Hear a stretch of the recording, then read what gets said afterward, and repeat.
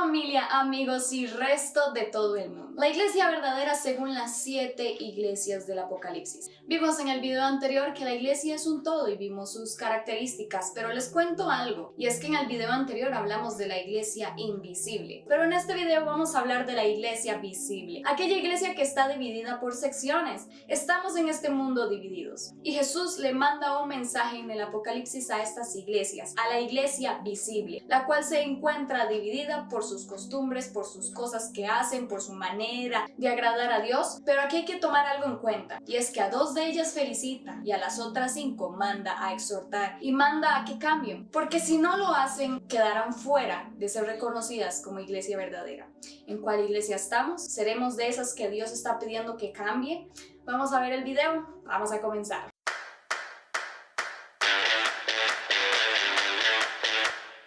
La iglesia se divide en 2 según la Biblia. Una en una visión espiritual, la invisible, que se considera la iglesia verdadera, la cual es una sola y completa. Pero luego está la visible, aquella iglesia, aquel rebaño revuelto con escorpiones, cabritos y serpientes. Esta es la iglesia que podemos percibir, la visible, la cual por esta razón muy pronto será separada de todo ello para descubrirse como la iglesia verdadera. Esto sucede en Apocalipsis 1 del 10 al 20. Jesús habla de las 7 iglesias. El número 7 en la Biblia significa completo o perfección. Así que cuando Jesús se refiere a las 7 iglesias, habla de la totalidad de la iglesia hasta hoy, a las cuales a 5 de ellas les dijo en pocas palabras que si no cambian, no formarían parte de su única iglesia, la iglesia verdadera. Y es que pasa lo siguiente, la iglesia es todo ello, y aunque es solo una, tiene comportamientos distintos y vivencias distintas en su caminar con Dios, que la dividen de una forma visible. Veámoslo así. Esta parte puede representar a Éfeso, esta otra Esmirna, Pérgamo, Tiatira, Sardis, Filadelfia y Laodicea. Al fin y al cabo forman una sola iglesia visible, estamos claros. Pero Jesús, como les explico, mandó a 5 de ellas a cambiar, o sea, mandó a algunos dentro de esta única iglesia a cambiar, porque si no cambiaban serían castigados junto con los malvados, porque al final quedarían fuera de la iglesia verdadera. Ejemplo a Sardis, Apocalipsis 3, TLA. Acuérdate de todo lo que has aprendido acerca de Dios y vuelve a obedecerlo. Arrepiéntete, si no lo haces iré a castigarte cuando menos lo esperes.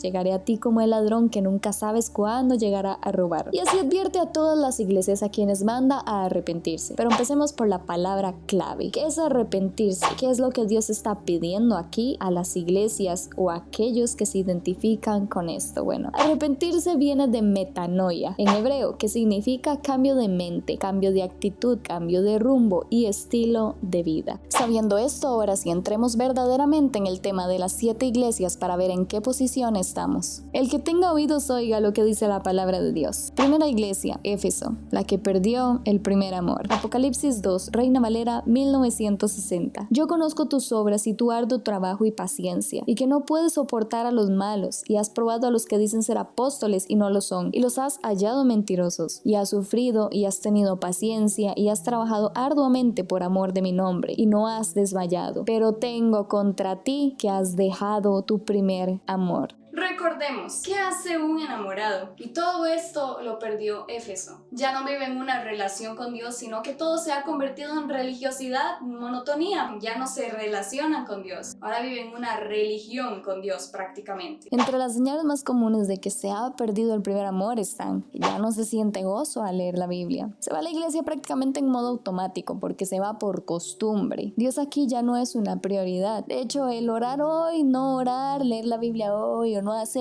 les da lo mismo. Se puede servir, pero el servicio se ha convertido en algo que hago porque tengo el compromiso, no porque realmente lo deseo, porque amo a Dios. Verso 5. Recuerda por tanto de dónde has caído y arrepiéntete y haz las primeras obras, pues si no vendré pronto a ti y quitaré tu candelero de su lugar si no te hubieras arrepentido. Así que aquí prácticamente nos está diciendo recordar cuando nos fuimos enfriando, que este punto no sucedió de la noche a la mañana y que volvamos a hacer aquello que recordamos que lo hacíamos con pasión, volver a encender la llama del amor, porque la parte donde dice y quitaré tu candelero de su lugar si no te hubieras arrepentido, esto significa que no será tomado como iglesia verdadera y será separado, algo así como lo están viendo en pantalla en esta simbología. Verso 6. Pero tienes esto, que aborreces las obras de los nicolaitas, las cuales yo también aborrezco. Los nicolaitas, para que entiendan, Nicolao significa la victoria del pueblo. De hecho, Nike o Nico significa gobierno gobierno, victoria, y Laos significa pueblo. Los nicolaitas eran una secta de supuesta libertad, no, yo le llamaría libertinaje cristiano, en donde el pueblo tenía más poder inclusive que el propio líder, y se permitían hacer cosas que la Biblia decía no, pero ellos decían que sí. Y aquí se cree que la iglesia se maneja como un partido político, y ya saben, en la iglesia no hay votación, porque en la iglesia manda Dios, manda el Espíritu Santo. Pero bueno, verso 7, el que tenga oído, oiga lo que el Espíritu dice a las iglesias. Al que venciere le daré de comer del árbol de la vida, el cual está en medio del paraíso de Dios. Dios se agrada de estas personas porque odian las sectas y todo lo contrario con la verdad de Dios, pero recuerda estar o volver al primer amor. Es muy diferente ser un religioso a tener una relación verdadera con Dios. Segunda iglesia, Esmirna, con campo asegurado de iglesia verdadera. Apocalipsis 2, Reina Valera 60. Yo conozco tus obras y tu tribulación y tu pobreza, pero tú eres rico. Aquí se refiere rico espiritualmente. Y continúa diciendo, y la blasfemia de los que dicen ser judíos y no lo son, sino sinagoga de Satanás. No temas en nada lo que vas a padecer. He aquí, el diablo echará a algunos de vosotros en la cárcel, para que seáis probados, y tendréis tribulación por 10 días. Sé fiel hasta la muerte, y yo te daré la corona de la vida. El que tenga oído, oiga lo que el Espíritu dice a las iglesias. El que venciere no sufrirá daño de la segunda muerte. Tercera iglesia, Pérgamo, aquella que sigue reteniendo doctrinas aberrantes ante Dios. Apocalipsis 2, Reina Valera 60, verso 12. Y escribe al ángel de la iglesia en Pérgamo. El que tiene la espada aguda de 2 filos dice esto. Esto es porque esta iglesia será juzgada con la palabra de Dios, porque ella, o sea, la Biblia daba instrucciones y advertencias que nunca esta iglesia siguió. Verso 13. Yo conozco tus obras y dónde moras, donde está el trono de Satanás, pero retienes mi nombre y no has negado mi fe, ni aun en los días en que Antipas, mi testigo fiel, fue muerto entre vosotros, donde mora Satanás. O sea, aquí está describiendo que obviamente esta iglesia mora donde está el trono de Satanás, pero ¿a qué se refiere con esto? Ok.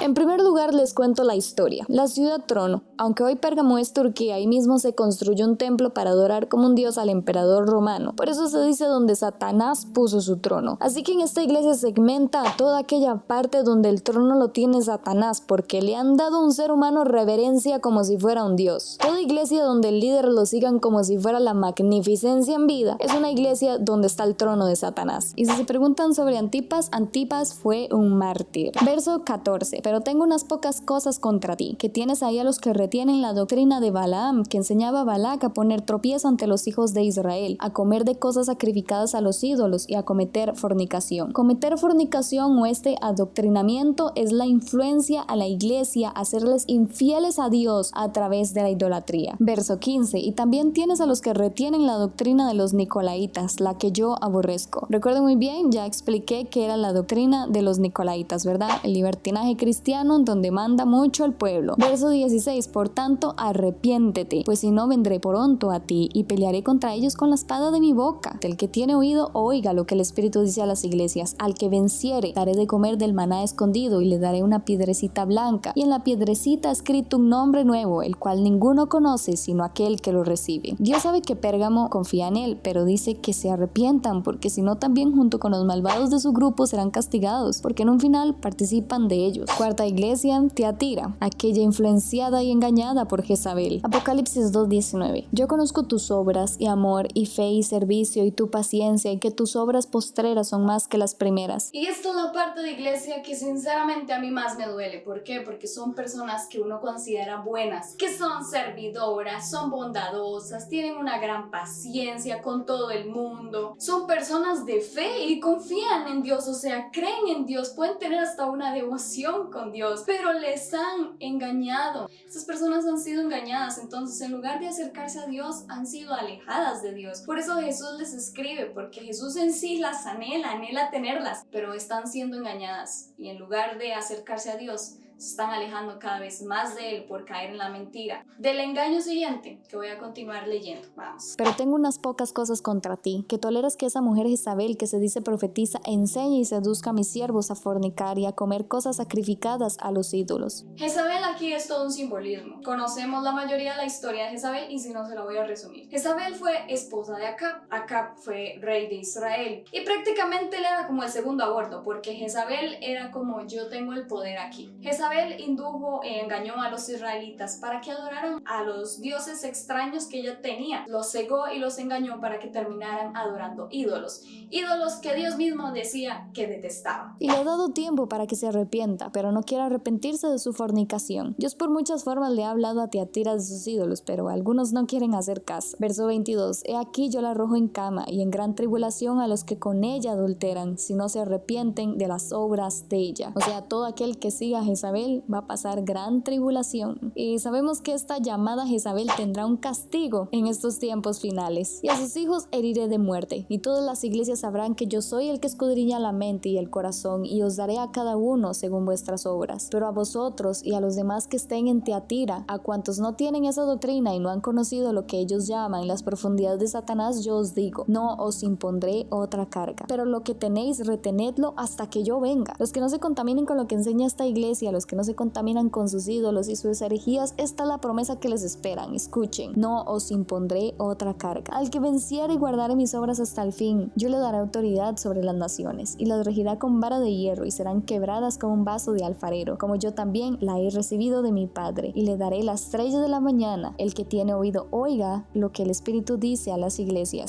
Quinta iglesia, Sardis, la iglesia muerta espiritualmente. Apocalipsis 3:3, Reina Valera 1960. Escribe el ángel de la iglesia en Sardis, el que tiene los 7 espíritus de Dios y las 7 estrellas, dice esto: yo conozco tus obras, que tienes nombre de que vives y estás muerto. Se han dejado espiritualmente morir, se han ido apagando hasta que murieron espiritualmente. Piensa que está bien, pero realmente está muerto en vida. Solo tiene el nombre de seguir a Jesús, pero están muertos ante los ojos de Dios. Muerte en la Biblia significa separación. Por lo tanto, aquí habla de aquellos que se han ido separando de Dios, que se apagaron espiritualmente, que no tienen una relación viva y dinámica con Dios. Verso 2, sé vigilante y afirma las otras cosas que están para morir, porque no he hallado tus obras perfectas delante de Dios. O sea, aquí nos dice, vuelve a tener comunión con Dios, alimentarte espiritualmente para que vuelvas a vivir. Y sabemos que obviamente si no tenemos alimento espiritual, el fruto del espíritu va muriendo en nosotros y no empezamos a hacer las cosas bien. Por eso dice, no he hallado tus obras perfectas delante de Dios. Verso 3, acuérdate pues de lo que has recibido y oído, y guárdalo y arrepiéntete, porque estas personas, aunque se apaguen espiritualmente, siguen guardando la palabra de Dios, o sea, la conocen muy bien. Pues si no velas, sabemos que si no velamos, dice aquí, pues si no velas, vendré sobre ti como ladrón y no sabrás a qué hora vendré sobre ti. Pero tienes unas pocas personas en Sardis que no han manchado sus vestiduras y andarán conmigo en vestiduras blancas, porque son dignas. O sea, aquellos que se han guardado, que no se han dejado dormir espiritualmente, aquellos que siguen velando, andarán con vestiduras blancas y serán premiados, como dice el verso 5. El que venciere será vestido de vestiduras blancas, y no borraré su nombre del libro de la vida, y confesaré su nombre delante de mi Padre y delante de sus ángeles. El que tiene oído, oiga lo que el Espíritu dice a las iglesias. Sexta iglesia, Filadelfia, o como yo le llamo, Fieladelfia. Ellos, al igual que Esmirna, son ya considerados como iglesia verdadera, o sea, ya tienen su puestico ganado. Apocalipsis 3:7. Escribe al ángel de la iglesia en Filadelfia. Esto dice el santo, el verdadero, el que tiene la llave de David, el que abre y ninguno cierra, y cierra y ninguno abre. Yo conozco tus obras, y aquí he puesto delante de ti una puerta abierta, la cual nadie puede cerrar, que aunque tienes poca fuerza, has guardado mi palabra y no has negado mi nombre. He aquí yo entrego de la sinagoga de Satanás a los que dicen ser judíos y no lo son, sino que mienten. He aquí yo haré que vengan y se postren a tus pies y reconozcan que yo te he amado. Por cuanto has guardado la palabra de mi paciencia, yo también te guardaré de la hora de la prueba, que ha de venir sobre el mundo entero para probar a los que moran sobre la tierra. He aquí yo vengo pronto, retén lo que tienes para que ninguno tome tu corona. Al que venciere, yo le haré columna en el templo de mi Dios, y nunca más saldrá de allí. Y escribiré sobre él el nombre de mi Dios, y el nombre de la ciudad de mi Dios, la nueva Jerusalén, la cual desciende del cielo de mi Dios, y mi nombre nuevo. El que tiene oído, oiga lo que el Espíritu dice a las iglesias. Séptima iglesia, la Odisea, que de Odisea tiene todo. La iglesia tibia. Apocalipsis 3:14. Y escribe al ángel de la iglesia en la Odisea. Y aquí el amén, el testigo fiel y verdadero, el principio de la creación de Dios, dice esto: yo conozco tus obras, que ni eres frío ni caliente. Ojalá fueras frío o caliente. Los fríos son los que cero con Dios, por ejemplo, los ateos. Los calientes, los que se esmeran por la verdad. Los apasionados por Dios, llenos de fe, llenos de amor, llenos de esperanza, digamos. El que está en medio de estos dos es considerado el tibio. Así que vamos, verso 16. Pero por cuanto eres tibio y no frío ni caliente, te vomitaré de mi boca.